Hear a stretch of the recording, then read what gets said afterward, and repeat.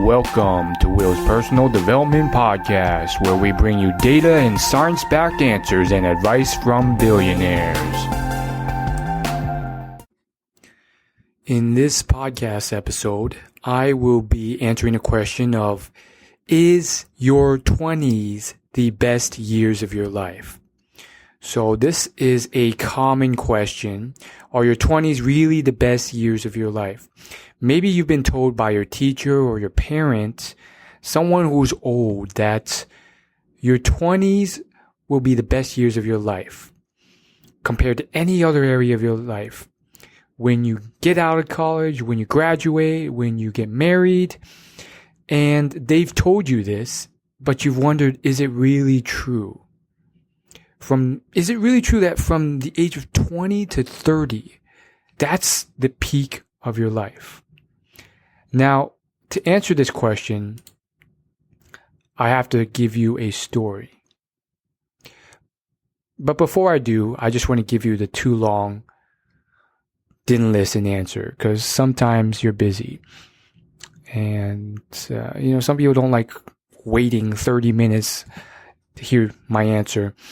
No, it doesn't have to be. It can be, but I think it's a huge mistake if you spend the rest of your life depressed or less happy or feeling like you can't enjoy life as much.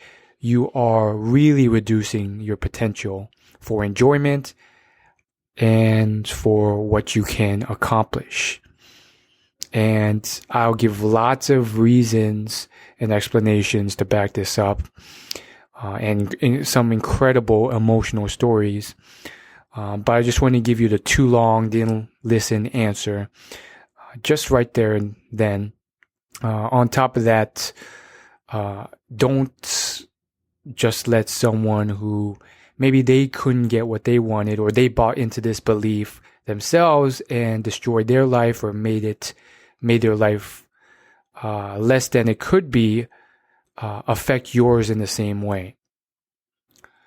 So, maybe it's not that bad. Maybe your teacher just kind of said it in jest, not really feeling like the rest of their life was really depressing. But sometimes that's true. Some people, because they couldn't get it, they're going to tell you this or that. So on to the story. And of course, there's going to be plenty of examples and, references to successful people to back this up. So until half a year ago, I thought I had wasted the first half of my 20s. Every day, not every day, but for many days, I felt massive frustration, even anxiety, depression. Especially the frustration. Talk about frustration. I was so frustrated. On top of all of that, I would say haste is the biggest feeling. I felt like the clock was ticking, my biological clock was ticking, and I thought I was losing out on the best years of my life. Now, of course, both genders feel this too. Especially, I feel like women can feel this too, but not always. I've seen really relaxed women as well. So why is this the case? Well, I thought I had wasted my 20s. Because in all the movies, TV shows, Instagram photos, YouTube videos, Facebook photos I stalked, it seemed like people were living it up. They were partying in exotic places. They were in lavish nightclubs or exclusive college dorm parties. They had all these beautiful women. Some were blonde, some were brunette, engulfing them. And they just seemed like they were having the time of their lives. And yet there I was, not doing any of this, in my room with nobody. Now, looking back, most people, most students, most people around me were just like me. They lived average lives. And I was hyper-focused on, those people, on those TV shows, YouTube videos where they were living it up. And that's sometimes what, people will try and trick you into. Sometimes it's business marketing. Sometimes it's, a dating coach or pickup artist, highlighting the best moments of their night. to try and trick you, and by curating their life and making it seem better than it is.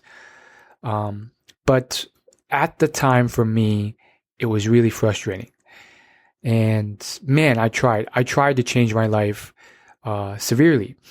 I wanted to see some improvement, some, results, something, maybe not to that level that I saw on the internet, but something, to improve my life. Now, as I've mentioned, obviously it's not really healthy, to see these things because of, what the internet does. Of course, before the internet, none of this existed, and our biological brains are still not wired to comprehend the internet.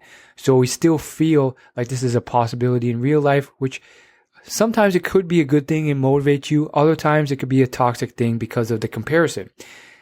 For me, it was the latter. And so, of course, I had all these other issues, social tics, few friends, but I wasn't weird. I just wasn't the coolest cat out there. I was just that average guy who had, maybe he was a bit below average. He wasn't that good looking. Maybe I didn't shower as much as I should have. Maybe I wasn't the funniest or coolest guy there. But at my core, I was just a young, naive boy who wanted a bit of a better life. So of course, don't pity me. I don't want pity. I don't pity myself. And that's not how successful people succeed. They don't pity themselves. So on with the story. For years, this dilemma played out, in my mind. Whenever I had time, I tried to be more social, go to places, improve my fitness, improve my life, really. But, it was a bit of a struggle. Things popped up. Bills popped up. Family issues popped up, finding decent work popped up, you name it. And I trudged along.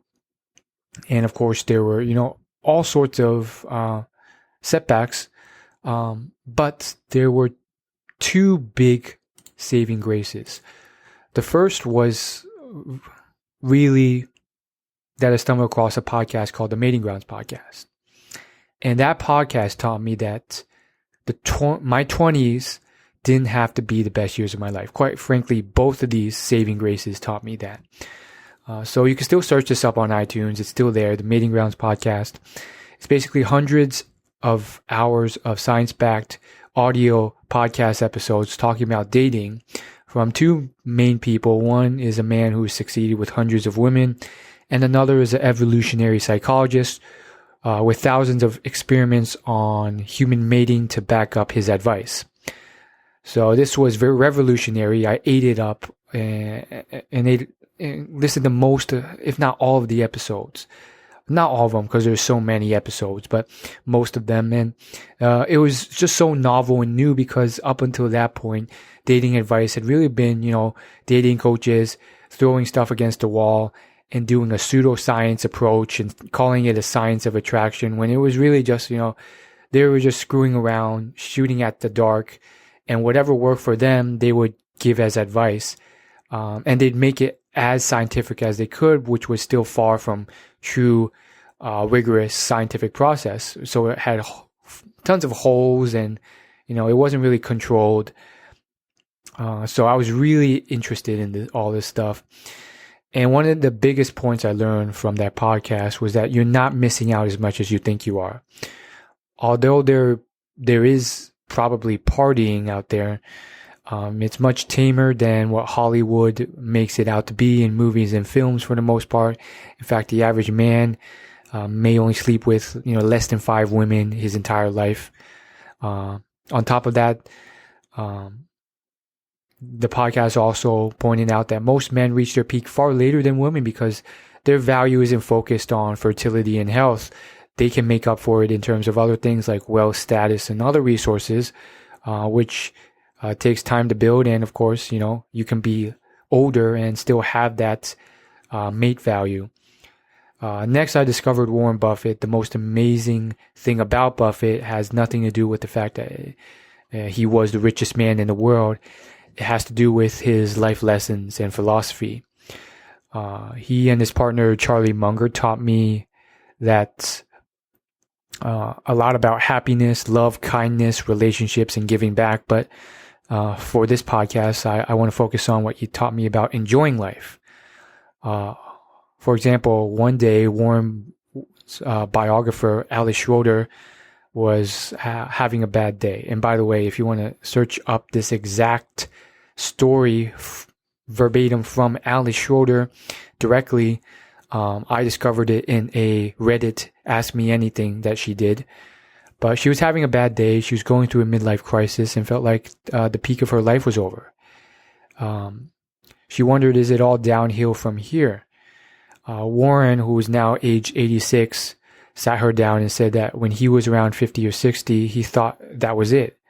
You know, he was, that was all going to happen in his life, and it was downhill from there. You know, he had a good business, he was making millions, and he had a good family. He wasn't world famous or anything, but he was doing well. But then every year after that, things got more and more exciting and amazing. And I'll tell you from my perspective, just studying his life history and what he's done, it has. I've seen Warren go through some amazing business adventures and deals. He's had quite the adventure after his 60s. And by the nature of compounding, the law of compound interest, he made most of his money and became the richest person in the world after his 50s. On top of that, he's had all sorts of cool friendships and adventures with people like Bill Gates. Nowadays, thanks to advances in healthcare, we can live into our 90s or 100s. So don't make the mistake of choosing to stay depressed after your 20s. That's literally up to 80% of your life you're choosing to suffer for, because it's partially your choice on how you will live the rest of your life. It can go up, up, and up, or it can go down, down, and down based off your belief. If you think it's going to go downhill, you're influencing your behaviors and feelings towards it and your actions. I don't mean to sound cliche, but it is true. And I just want to give you props for those positive people out there who, like my content, give me compliments, because I wouldn't tell this advice to anyone in real life because they wouldn't take my advice. I've tried, and they wouldn't have the patience to listen. You could do that. You could just buy into the fact that the 20s are going to be the best years of your life. But if you do, man, for most of your life after that, you're going to really limit your potential. So don't do that for yourself. I don't think that, you need to really make it such a huge, complicated ordeal or problem or debate. I've met quite a few ordinary people who haven't studied all these successful people, and you could just tell by the way they live their lives that they're just going to be happy and enjoy life and really squeeze the juice out of life and take pleasure from it every single day. And so I thank you for listening, and maybe you'll follow through and make every day even better. Now, having said all this, I still don't fully believe it.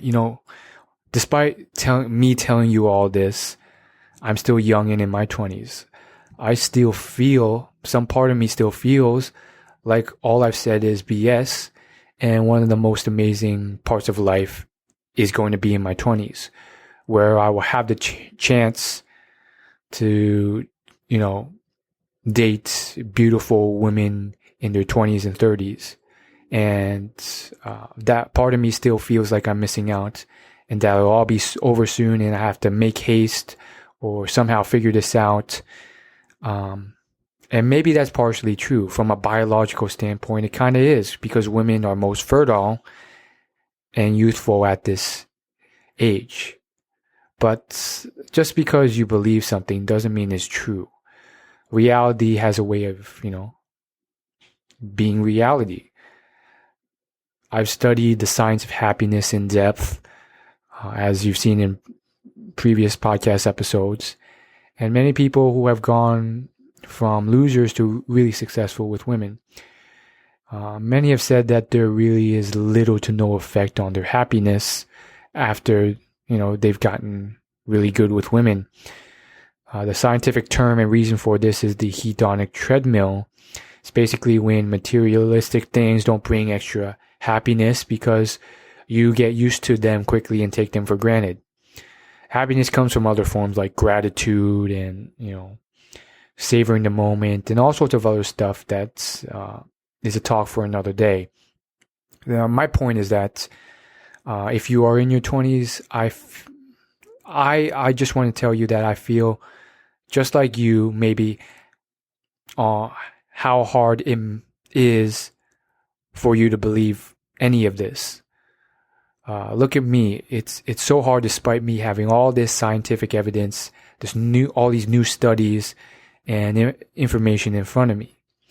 But I soldier on and, I look up. I stay grateful for not having certain tragedies befall me and count my blessings.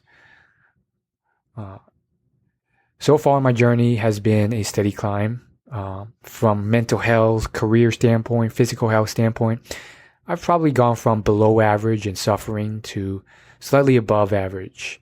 Every day I'm pushing and it's tough to really get to the next level. This overnight success stuff, it just doesn't happen. But I'm trending upwards ever slowly. But each day I push and get better. And hopefully I'll get there one day. And maybe there is some truth to this whole idea of the journey being better than the destination actually being true. And I know it is. You have to move towards it though. You have to find that passion. And so here's to you, here's to me, here's to all of us, so that one day, just like Steve Jobs said in a quote, one day we can all hit this point. I'm going to conclude with this quote from Steve Jobs. Pay particular attention to the last sentence. If you haven't found it yet, keep looking. Don't settle. As with all matters of the heart, you'll know when you find it. And, like any great relationship, it just gets better and better as the years roll on. Man, wow, that's so powerful. And he just pulled it out in the Stanford commencement speech, the only commencement speech he's ever mentioned, he's ever been in. That's Steve Jobs for you. Anyhow, that's it for me. Hopefully this podcast helped you, and I will see you at the top. Subscribe to the podcast. Later. Peace.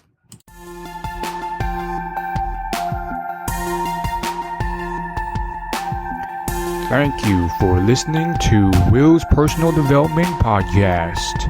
You can find more at willyouLaugh.com.